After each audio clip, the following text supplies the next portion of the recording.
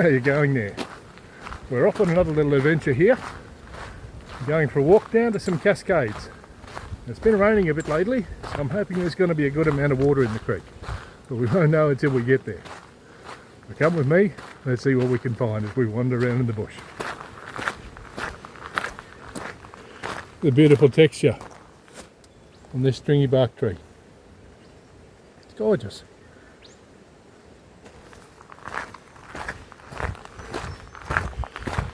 Look at some of these beautiful lichens. They grow on the rocks, the plants. Amazing. It doesn't take much to keep me amused. I love this stuff.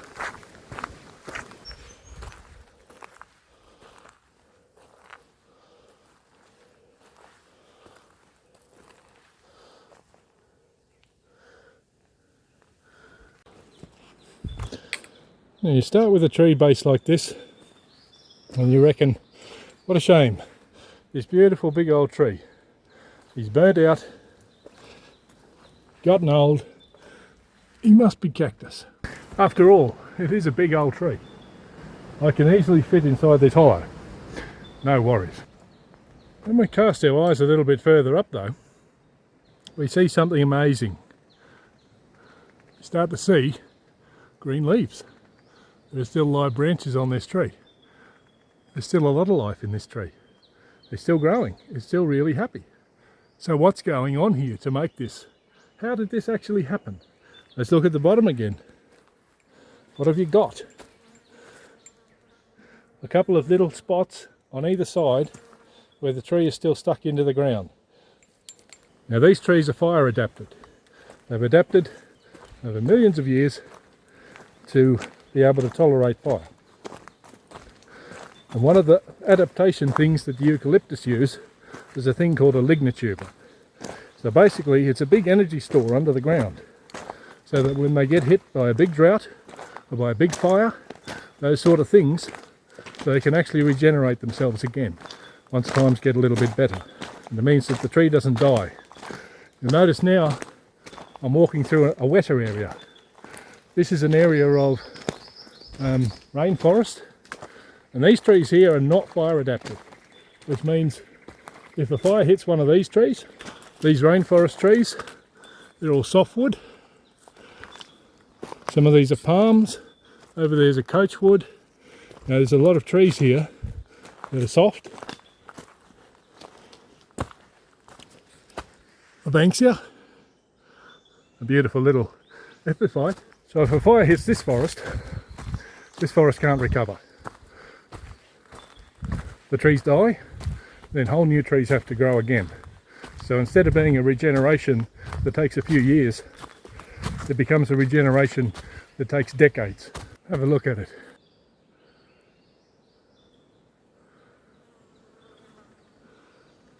So this is a mixed forest. There are still some eucalypts here. This tree trunk would have been one of them. You can see another one just there, besides this rainforest tree. We're right on the edge here, and if we walked further up that ridge, we'd come out of the rainforest, back up into the drier forest we started with. The further down we go, the denser and more jungle-like it will become.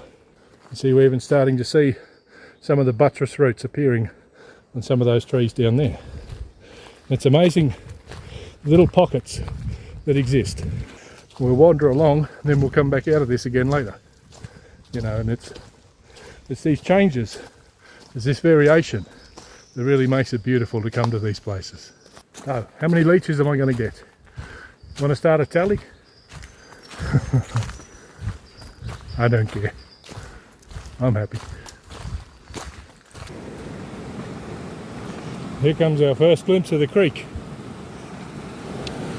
And it is up a bit.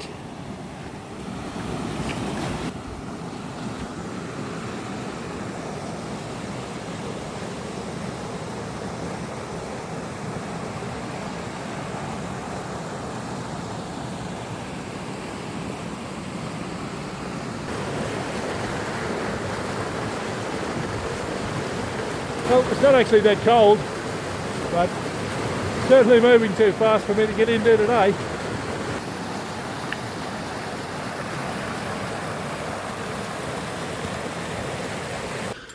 I love these spots. Here is evidence where a creeper grew when this tree was young. No creeper there now, but you can still see all the curving parts.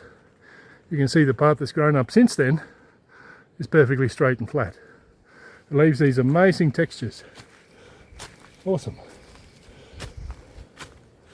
Everywhere you look, some little texture, some little detail. Gorgeous. Here's a perfect example of one of the changeover spots.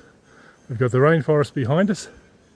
We turn around here, we can see a bit of a clearing, and then all of a sudden we've got all of those gum trees out there. The rainforest is gone, or it's becoming more of a dry rainforest, or what could be called a wet eucalypt forest. Have a look up here on this dead tree. Look at that elkhorn, growing like mad, just at the top of that little dead stump. A few other gorgeous little ones on some of these rainforest trees. They're dying. They're getting too much light, too much heat. It's been open and exposed. The gum trees will come up and take their place. And yet, just a few steps further, and we step back into the rainforest again. It's amazing how these things change. About 40 or 50 million years ago, Australia detached itself from Antarctica and part of the Gondwanaland continent, and we started drifting northwards. We drifted northwards. While we were still attached to Gondwanaland, the climate was much hotter. There was no ice at the caps. There was no cold places. And the world was covered with coniferous plants and ginkgos and ferns and those sort of plants. Dinosaurs were already gone. Australia drifted north and went over some volcanic spots in the ocean. That caused a lot of volcanic activity. Pushed up mountains. Volcanic activity changed land masses, and the extra heat started to change climates. Some areas got drier, as the climate was already drying and cooling. So about 40 million years ago,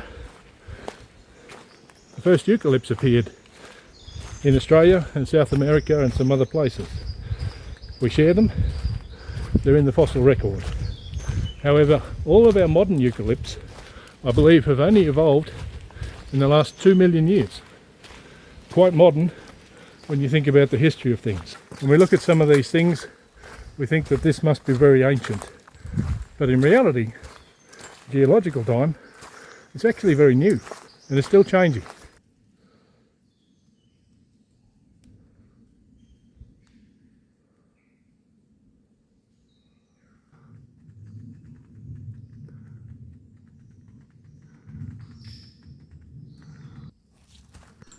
One of the things I love so much in these forests is the amazing amount of different textures that you find. Every different plant, fungi, moss, lichen, and the way they all interact. It's such a beautiful and amazing scene. I can look at this stuff all day. This fallen tree gives us a great opportunity to see some of the things that grow up in the trees. Got these amazing little creeping epiphytic plants, these dagger orchids here, some ferns,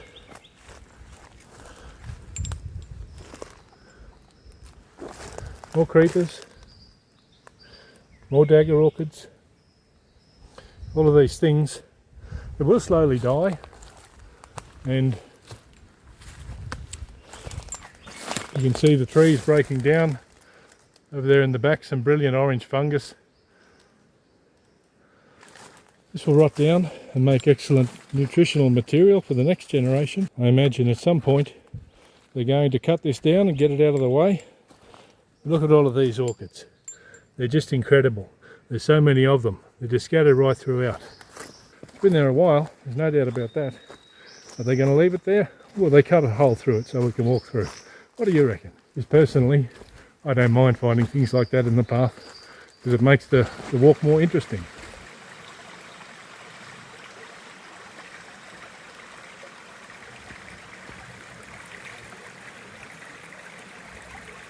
Beautiful crystal clear water. You can even see the remnants of an old bridge from back in the day. Before they built the steel one, they had an old timber bridge down there that would have served very well. Some of the remaining timbers from it. But what a beautiful little interlude these little rainforest gullies can be. Often there's a beautiful creek at the bottom, crystal clear water.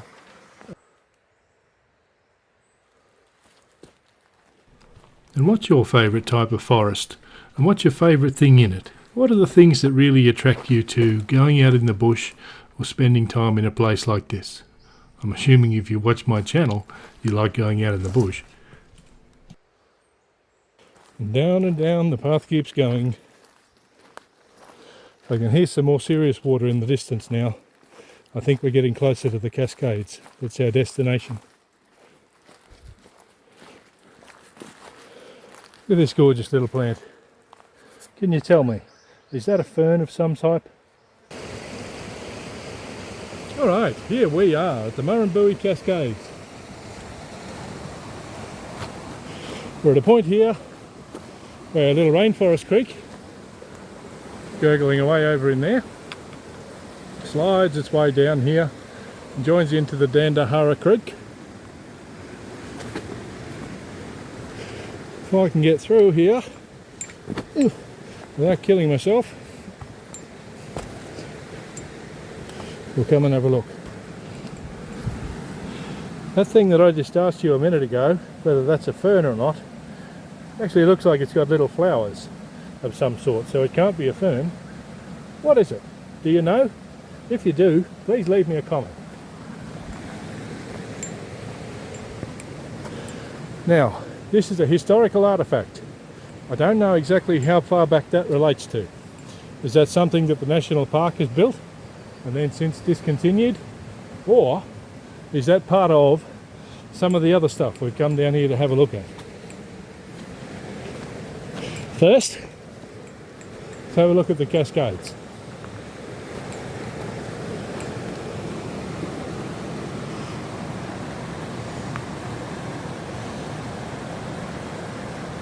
Well, it's not too bad today. I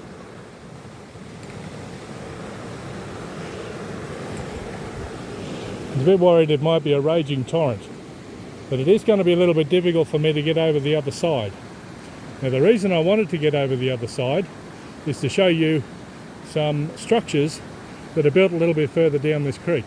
There's no good way for me to get down this side, so we'll have a quick look over here. But I feel like the water's a bit too high for me today.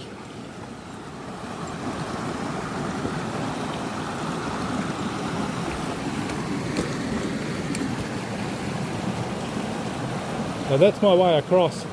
Look at that. Just over there, there's the little Christmas bell right there. Astounding. You just don't know what you're going to see. Down the creek there, this is where Mulligan was going to build the weirs to run his hydroelectric plant. So that was Mulligan's great idea. He said he was going to build weirs across this creek, and there is still some concrete structure down there from where he started to build those. That's the only remnant of a project that never got off the ground. So from the water of this creek, he was going to make hydroelectricity. And the hydroelectricity was going to run mining equipment. Now you've got to remember, this was a long time ago, long before the modern power grid, long before the big coal and gas-fired generators, all the wind turbines, the solar, everything else. Long before all of that. Back in those days, if you wanted power, you had to generate it yourself, one way or another.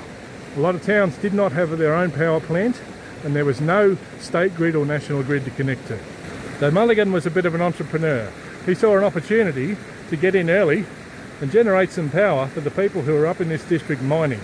And they were mining tin and molybdenite and a few other bits and pieces. And he was going to help them get rid of their old steam powered plants and run electric plants instead, using the water in the creek. And it's not a silly idea, but unfortunately it didn't get the backing, it fell over, and probably not too long after that the mining shut out anyway. The problem with mining is it's only good while there's a boom, and then you have a bust. And that's the nature of mining the world over, and it always has been. Anyway, this is the Murrumbidgee Cascades. It's a gorgeous little walk, well worth it just for the walk itself, but I find the historical aspects also fascinating. So there you go. Those pioneers were tough people. Can you imagine carving your way through this scrub to come down here and make concrete? They would have had to cart it all down in bags. They would have had to cut a track through. They would have brought it down in bullock teams. It would have been an absolute nightmare of a job. Those people were hard, they were tough, and my hat goes off to them.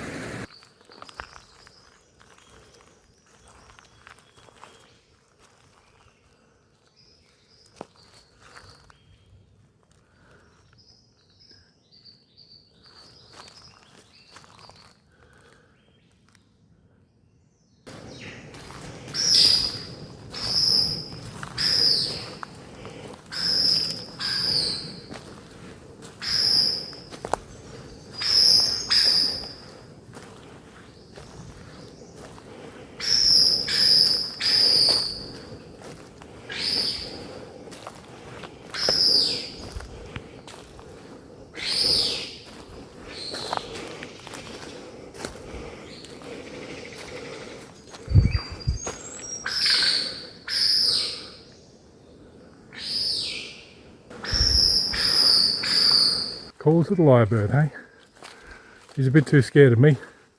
He's walked away, but still got to hear a lot of his repertoire. It's interesting that this guy doesn't have all the car alarm sounds and mobile phone rings. He's a bit more wild than some of the other lyrebirds I've seen in this park. He's mainly mimicking other birds. But there's still, I always get a thrill whenever I hear a lyrebird going through his repertoire. Gorgeous, gorgeous stuff. Well, that's our little walk for today. I hope you've enjoyed it. I apologise in advance if I waffle too much. Maybe I should have called the channel Waffling with Justin. Anyway, these are all things that I find very interesting.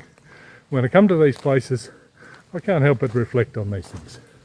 Anyway, that's it for today. Before I waffle anymore, I'm going to say thank you. If you liked the video, please hit a like button, and I'll see you in the next one.